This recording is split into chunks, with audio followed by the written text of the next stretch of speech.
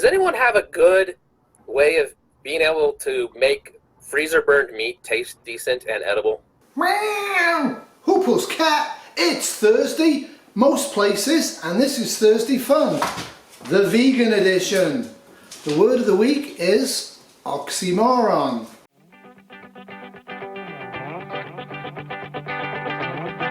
Yeah, I've messed that up before. We've got a fair amount of freezer burned meat that we missed in the freezer that was in the back, and we just didn't for some reason pull it forward. And what kind of meat is it? Well, we got beef. Now it's funny though, is my fish. I have had like salmon in the freezer like way past, and it's fine.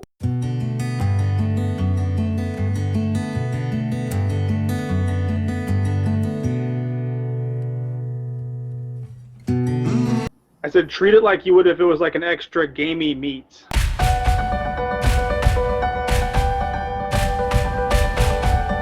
My diet's turning a bit more, we're trying to turn a bit more vegetarian, because when you're planning a lot of this stuff out and growing all that stuff, you really need to be adjusted to what your dietary plan is for SHTF. Yep.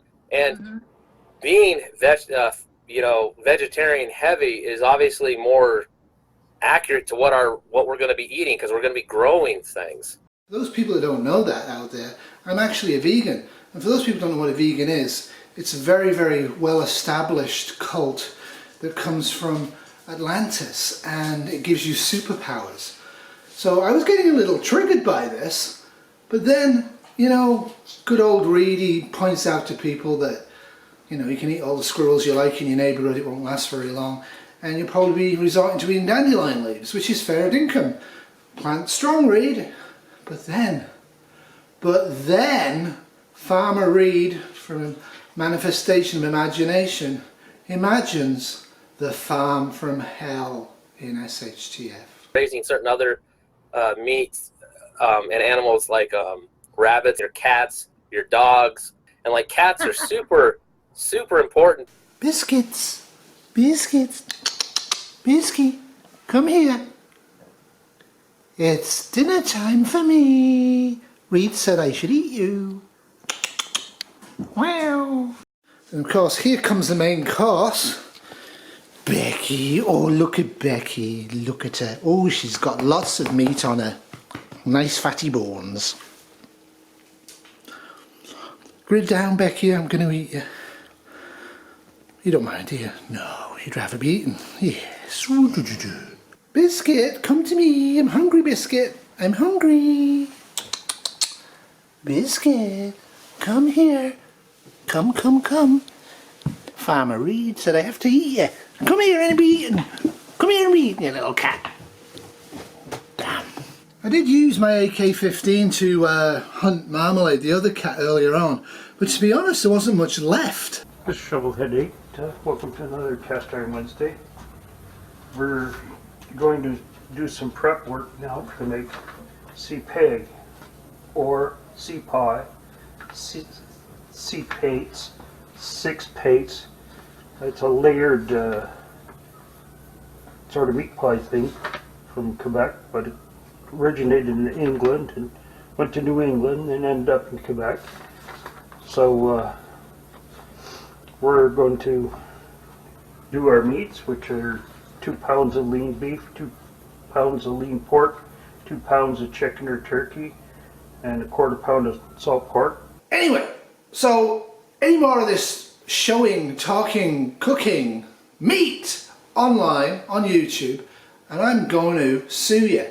I'm going to get together with this really nice lady who would be the best neighbour in the world, and I'm going to sue you because I don't want to smell, hear or think about you guys eating little animals or big animals. A Perth vegan has taken her neighbours all the way to the Supreme Court, demanding they stop smoking, bouncing balls and even cooking barbecues in the backyard. This isn't your average neighbourhood dispute. It's a battle between a vegan and meat eaters, a health-conscious massage therapist and the barbecuers next door. They've put it so you smell fish. All I smell is fish. Scylla Carden is vegan and she's fed up with the meaty smells coming from over the fence of her Girraween home. I can't enjoy my backyard, I can't go out there.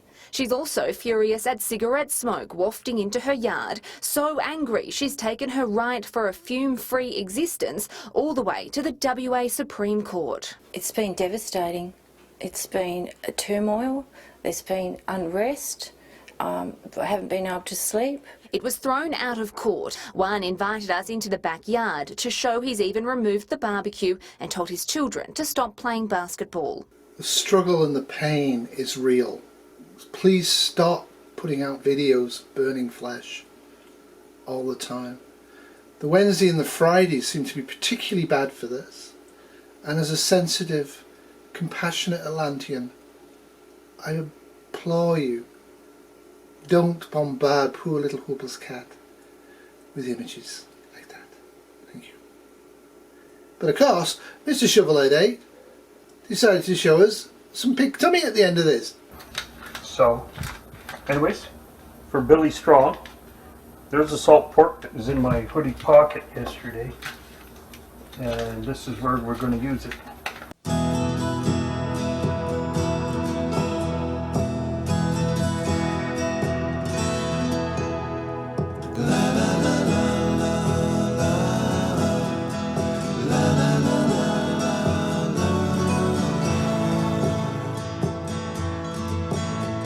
Anyway, continuing this Thursday's theme of education and outreach to all those people out there who are trapped by their sad diets, standard American diet, Hike and Deep is back. Well, Joy's been doing a fabulous job, so good in fact I didn't even know Hike had gone. Deep's pretty good, or is it the other way around? Is it Deep is Joy? I don't know. But what I do know, ladies and gentlemen, if you want to test blades and the sharpness of stuff, don't do what he does. Maybe you should, but I would really be cautious. This thing is dull. Now let's get to the steak. So here is the head. It's impressive so far. I believe it's carbon steel. I will put all the specifications of the tomahawk in a portion of the later video. It comes with one of these rubberized protective sheaths, which is already damaged, and this thing is dull as a spoon. And the ad said that it was wood ready for use. Here's an example of how dull this thing is. It is not cutting. This thing right now wouldn't cut wind.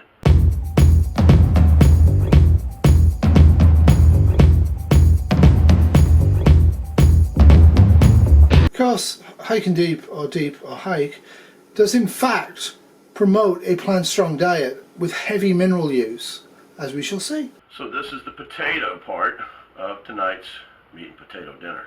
Seller 559 is a great bloke, probably better known these days for his mobile church on wheels, and all kidding aside, he does a great job with that, and thank you for trying to be a force of light in a very dark world. However, he just put up one of his very old videos and I'd forgotten about it, and I'm not sure if I ever really did see this one. Anyway, this is how you should treat rabbits in Grid Down. They're a major threat to your garden.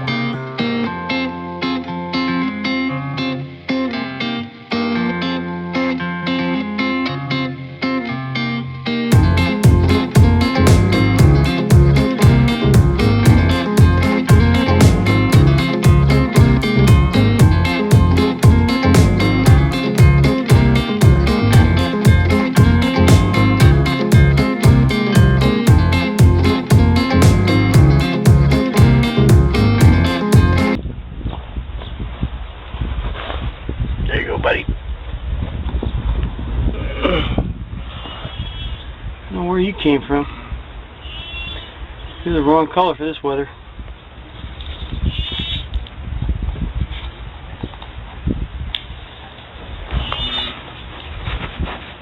Same as you, huh?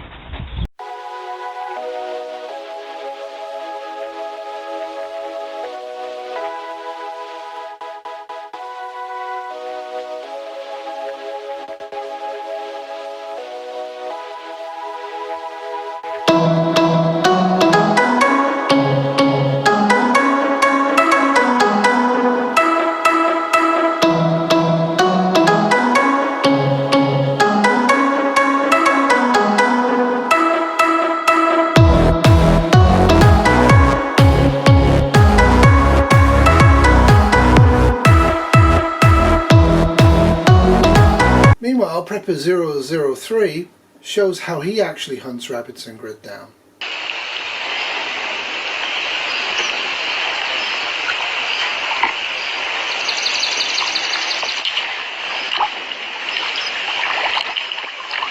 The ever fun and interesting Reverend Christine, who really should be subbed way more than she is, tells a fascinating story from her time in the wilderness, where she actually lived in the wilderness for over a couple of decades.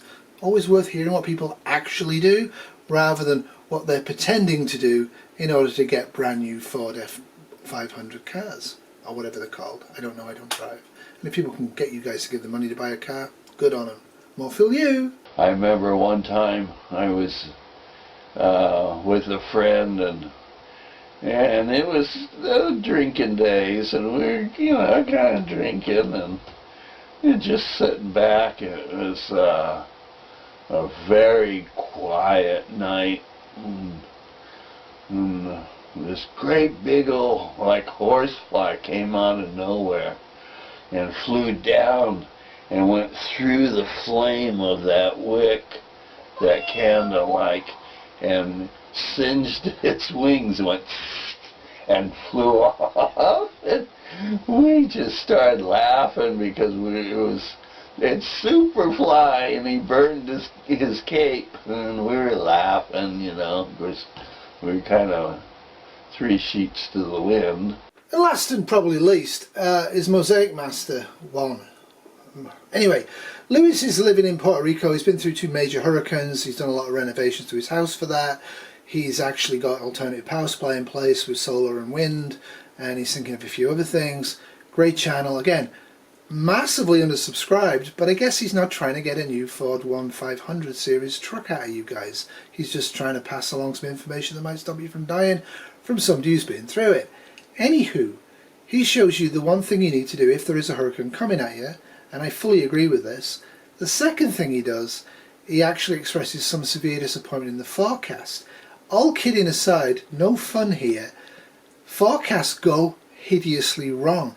As you'll see from this one, it was a hurricane, a Hurricane-O I should say, Louis, Hurricane-O Force 1, and it was literally touching Puerto Rico.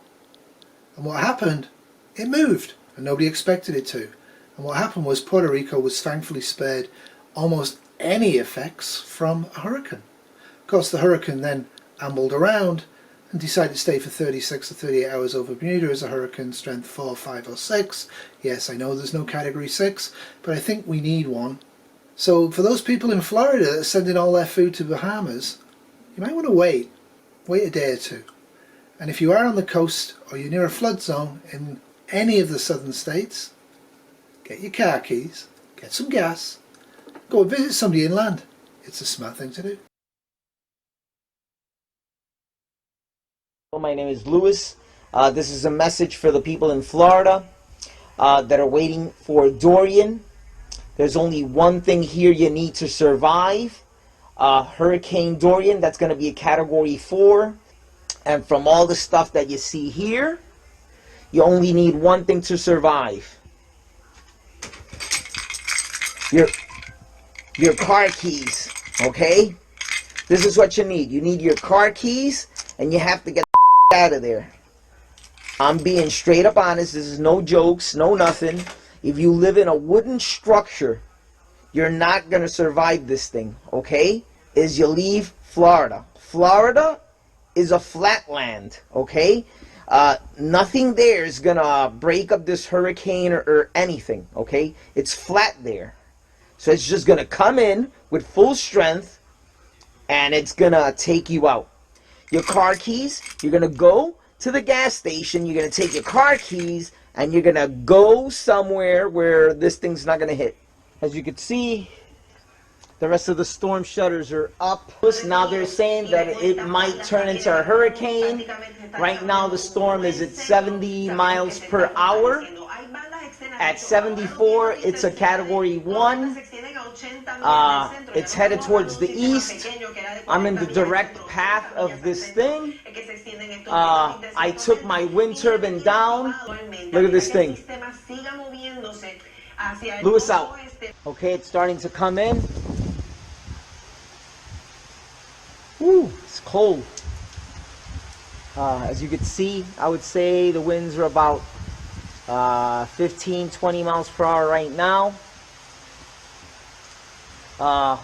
Most likely this will turn into a hurricane, category 1. Right now it's at 70 miles per hour, but it still has some ways to go, and it's been getting stronger and stronger, so most likely it's going to be a category 1. I'm about to close the door. That's it. Well, that's it from Bad Terrier Films 2019. I've been your host with the most, Hoople's Cat. Try and do some funny stuff online. It does help with the formatting of this video once a week. Stay safe out there, be cheerful, and have a great weekend. Toodles! And sub these people. They're all great channels, and I have edited parts of them for comedic effect.